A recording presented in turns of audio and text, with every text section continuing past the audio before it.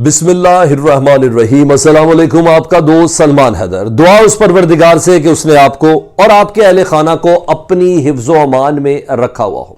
निहायत जिम्मेदारी के साथ सहाफ़त का मुजाहरा करते हुए पिछले 10 से 12 दिनों में हम अफगानिस्तान और पाकिस्तान के बॉर्डर पर जो फेंसिंग वाला मामला है उसको निहायत एहतियात के साथ लेके चल रहे थे, लेकिन अब बाकायदा तौर पर उसका अफगानिस्तान की तरफ से सरकारी मौक़िफ़ आ गया है, जिसके सिलसिले में हम बार बार कह रहे थे कि अफगान तालिबान को बाकायदा तौर पर पाकिस्तान को बताना होगा कि डिफरेंट लाइन के हवाले से वो किस सोच के हामिल हैं।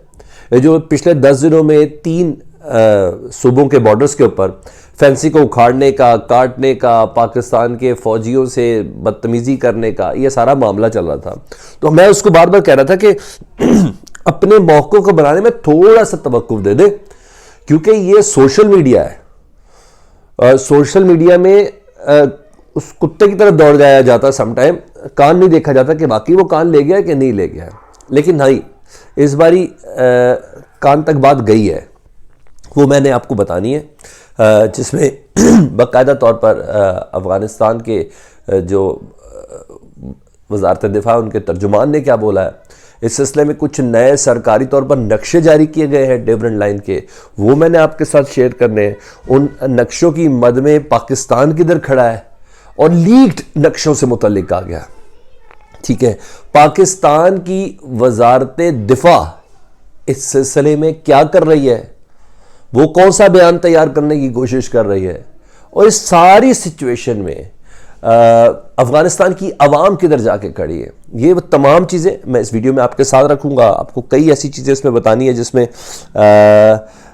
ये बात साबित हो रही है कि ये महज नूरा कुश्ती नहीं है, ये पल्पिटेशन, नर्व्स और बर्दाश्त को चेक करने के मुतरादिफ है, और ये मूवमेंट है, डिसाइसिव मूवमेंट है कि इस सिलसिले में तालिबान की जानिब से तो सरकारी स्टेटमेंट आ गई, पाकिस्तान की जानिब से वो वाज़ेह स्टेटमेंट जिसका इंतज़ार है वो किसकी डोमेन है और उसके लिए किस किस्म का ड्राफ्ट तैयार हो रहा है या होना चाहिए, वो तमाम चीज़ें मैं आपके साथ डिस्कस करने जा रहा हूँ। हमेशा एक रिक्वेस्ट कि वीडियो को आपने मुकम्मल देखना है, सेंसिटिव वीडियो है, और कमेंट सेक्शन में उन अफराद से मुतल्लिक स्पेशली ये है जिन्होंने चैनल सब्सक्राइब कर दिया, देख भी रहे हैं, उन अफराद से मुतल्लिक जो इस तरह की वीडियो में इतने हसास हो जाते हैं कि फ़ौरन हमें कमेंट सेक्शन में कोई ना कोई फतवा देना शुरू कर देते हैं कि अब हम किसी दुश्मन की बोली बोल रहे हैं।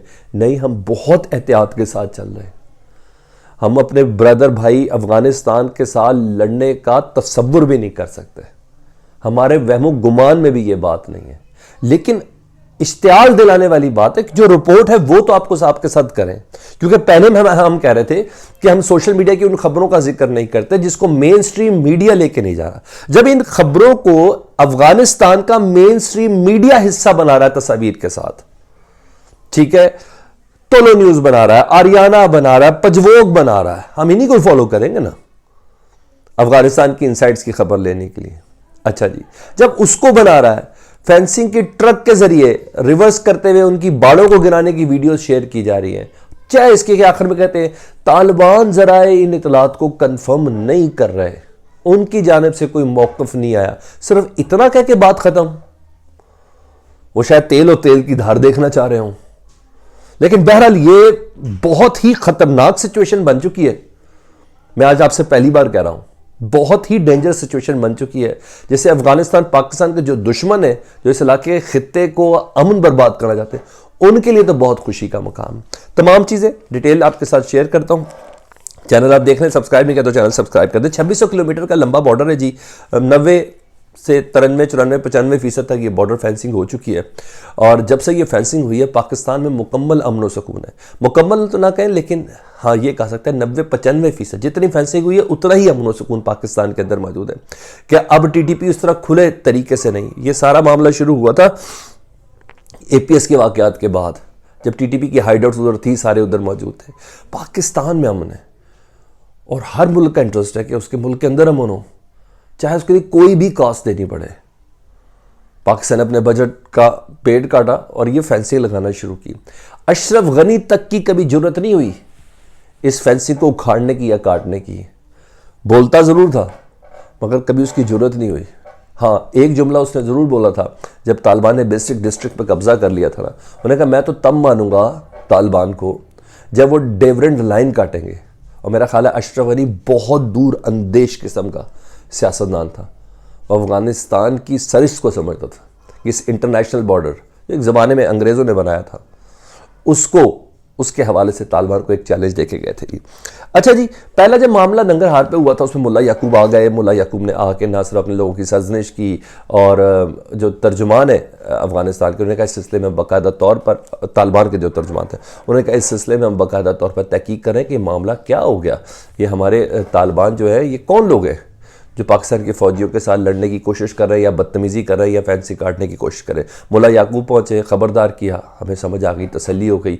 पाकिस्तान की जानिब से शेख रशीद साहब ने कहा, जो वज़ीर दाखिला है, कि हम इस सिलसिले में बाकायदा तौर पर राब्ते में हैं, और फिर हमें भी तसल्ली होगी, हम इस रिपोर्ट को बहुत ज़्यादा एहतियात के साथ लेकर आपके साथ चलना शुरू हो गया। लेकिन अब ना कल एक और वाक़या हुआ और सोशल मीडिया पर खबर हुई, लेकिन बिलाल साहब है उनके social media activist, senior journalist भी, उन्होंने खबर की कि किस तरह ट्रक को, और पाकिस्तान के हामिद मीर साहब ने भी इसको किया, किस तरह ट्रक को रिवर्स करके फेंसिंग कराई जा रही है। अल्हम्दुलिल्लाह और माशाल्लाह कह के पाकिस्तान को ये करने की इजाज़त नहीं देंगे, ये कह के वो फेंसिंग गिराई जा रही थी। ठीक है, तस्वीर भी आप देख लें। लेकिन उसके बाद ये साहब हैं जी अनायतुल्लाह ख्वाज़मी, जिसकी हम डिमांड कर रहे थे कि अफगानिस्तान का सरकारी मौक़िफ़ आए, तालिबान का सरकारी मौक़िफ़ आए। वो वज़ारत दिफा जिसके सरबराह खुद मुल्ला याकूब है, जिनके वालिद मुल्ला उमर है, उसके तर्जुमान ने टीवी पर आकर बात की और उन्होंने कहा कि पख्तून की वजह से, इस बाढ़ की वजह से कबाइल आपस में तकसीम हो रहे हैं पख्तूनों की, और पाकिस्तान को कोई हक नहीं है कि ये बाढ़ लगाकर कबाइल यानी पख्तूनों को तकसीम कर सके। और अपनी इंटेंशन बताई मुस्तकबिल करीब के हवाले से, और आने वाले दिनों में भी वो इस बाढ़ को लगाने से रोकेंगे। ये है तालिबान अफगानिस्तान का सरकारी मौक़िफ़ डेवरेंट लाइन के हवाले से, ये है सरकारी मौक़िफ़ इस बाढ़ के हवाले से, जिसके सिलसिले में एक बार सरासिमी की फैल गई। हम खुद घबरा गए हैं जी, ये नहीं कि तालिबान से कोई डर के घबरा गए, ये क्या हो रहा है, हम किस पैराए पर खित्ते को लेकर चलने की कोशिश कर रहे हैं, खित्ते के मामलात को दुनिया की तवज्जो दिलाने की कोशिश कर रहे हैं, और अब सरकारी मौक़िफ़ क्या आया।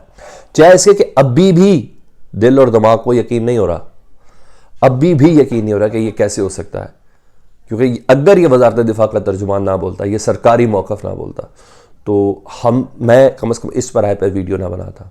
तोलो न्यूज़, आरियाना न्यूज़, पजवोक न्यूज़, ये तमाम और दीगर उनके अच्छे टॉप स्लॉट जो वो हैं, अफ़गानिस्तान इंटरनेशनल, वो तमाम इन ख़बरों की तस्दीक कर रहे हैं कि तालिबान अब पाकिस्तान के साथ कहीं ना कहीं फ़ौजी मामलात में, बॉर्डर के मामलात पर दू बदू होने की है। क्योंकि ये तो बड़ी तय बात है, तालिबान के हवाले से कोई डर नहीं है, हमारे दोस्त हैं, हमारे भाई हैं, हमारे हमसाए हैं।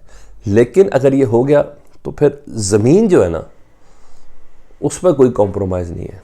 और इससे पहले कि अवाम यानी पाकिस्तानी अवाम के अंदर ये चीज़ें बहुत ज़्यादा पेनिट्रेट करें, जिसके बाद ये अनायतुल्लाह ख्वाज़मी के उसके बाद जिस तरह उसने बोला है, अब पाकिस्तान की वज़ारत दिफा को बाकायदा मौक़िफ़ देना है, परवेज़ खटक साहब को मौक़िफ़ देना है, अपने किसी तर्जुमान के देने में पाकिस्तान किधर खड़ा है। ये तो बड़ी तय बात है कि मिलिट्री इस्टेब्लिशमेंट और पॉलिटिकल इस्टेब्लिशमेंट के दरमियान इस वक्त गुफ्तगू हो रही है। ऐसा तो नहीं है कि वो रोज़ एक वीडियो देख के इग्नोर कर देते, नहीं नहीं नहीं नहीं नहीं, ऐसा बिल्कुल भी नहीं है। मैं उस चीज़ की बात नहीं कर रहा, मगर कुछ चीज़ें हमारे सामने आना बहुत ज़रूरी है, कुछ चीज़ें सोशल मीडिया के सारिफ के सामने आना बहुत ज़रूरी है कि पाकिस्तान के एक्चुअल मौक़िफ़ क्या है, ये क्या कर रहे हैं, पाकिस्तान किस स्टांस पे खड़ा है, ये बहुत ज़्यादा लाजमी है। तो जिसकी बिना पर अब परवेज़ खटक साहब जो ख़ुद भी पख्तून है, और शायद इस गुफ्तगू में उनको एज भी थोड़ा हासिल हो, लेकिन बहरहाल वो इस वक्त लगे हुए KPK में, पाकिस्तान तहरीक इंसाफ की तंजीम साजी और उस स्ट्रक्चर के, उनका इस वक्त सबसे ज़्यादा अहम मामला ये है कि पाकिस्तान की सरहदें महफूज होंगी तो ये सारे इलेक्शन भी होने, ये सारी तंजीम साजी होनी, तो उनका बहुत ज़्यादा ज़रूरी है इस पर। और आखिर में मैं उस नक्शे से मुतल्लिक़ बताऊँ कि जो जानबूझकर लीक किया जा रहा है, वो ये नक्शा है जी।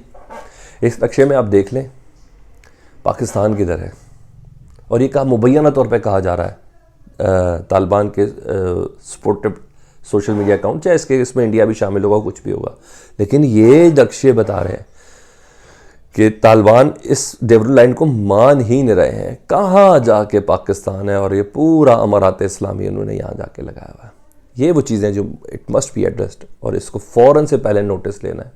बातें हो रही होंगी लेकिन पब्लिक का भी कुछ राइट है कि इस तरह की चीज़ों को, इस तरह के प्रोपेगेंडे का, अगर ये प्रोपेगेंडा है जो चैस के, अब मुझे प्रोपेगेंडा नहीं लगता वजारत दिफा के तर्जुमान के बात आने की वजह से, क्या चीज़ें, ये बहुत जानना ज़रूरी है। कमेंट सेक्शन में आपने मुझे प्लीज़ बताना है कि ये क्या चीज़ आपको क्या समझ आ रही है।